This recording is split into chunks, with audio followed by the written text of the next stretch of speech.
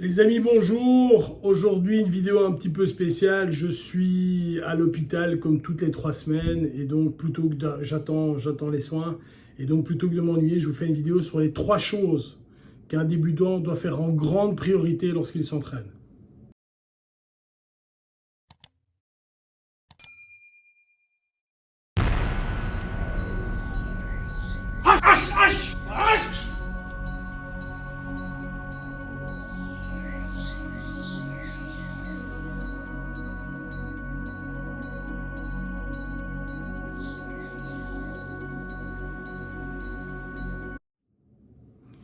Voilà, que ce soit au niveau de la boxe, du karaté, du taekwondo, du krav maga, quelle que soit la discipline que vous allez choisir, peu importe, je préfère évidemment que vous fassiez du krav maga, mais peu importe la discipline, ces 3 choses sont fondamentales. Fondamentales.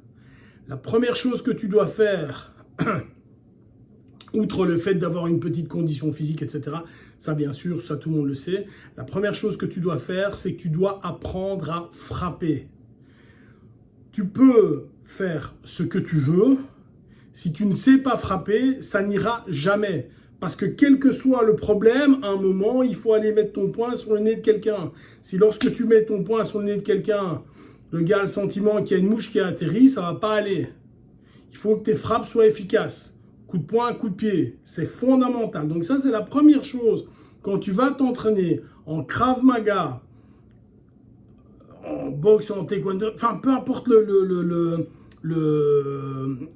l'art martial ou la discipline sportive que tu fais, c'est la base. Et quand je dis tu dois savoir frapper, si tu fais du judo, ça sous-entend que tu dois savoir projeter correctement. C'est le pendant. Ou quand tu fais du JJB, tu dois savoir poser une clé et savoir finaliser. Ça, c'est fondamental aussi, parce que sinon, dans un vrai combat, si tu n'arrives pas à frapper correctement, tu ne stopperas jamais le combat. Et le gars en face de toi, lui, saura frapper. Donc ça, c'est fondamental. Première chose. Deuxième chose à apprendre, c'est le travail à deux. Très souvent, quand les débutants viennent dans nos structures, ils sont pleins de bonne volonté, mais ils n'ont pas cette notion de travail avec l'autre ou de travail même contre l'autre. Ce sont des gens qui n'ont jamais été confrontés au fait de dire, ben voilà, il y a quelqu'un qui m'ennuie, il y a quelqu'un qui veut me faire quelque chose. Et quand je dis le travail à deux, ça sous-entend, ben, je travaille avec lui, je défends, je bloque, j'attaque, je contre-attaque, enfin peu importe. Mais comprendre ce que c'est d'avoir un assaillant contre toi. Comprendre également de ce que c'est d'avoir un assaillant qui de temps en temps porte un peu les coups. Alors, je veux couper ici l'herbe sous le pied d'idiot. On ne sait pas ramasser 10 coups, 15 coups au visage, main nue, c'est pas possible ça. Mais par contre, au corps, de temps en temps, appuyer un peu les coups. C'est important que si tu es un débutant, 1, tu saches frapper. 2, que tu saches comment donner et appréhender le fait de recevoir quelques coups. C'est vraiment important. L'entraînement doit servir à ça. L'entraînement doit servir au fait que tu puisses appréhender ça.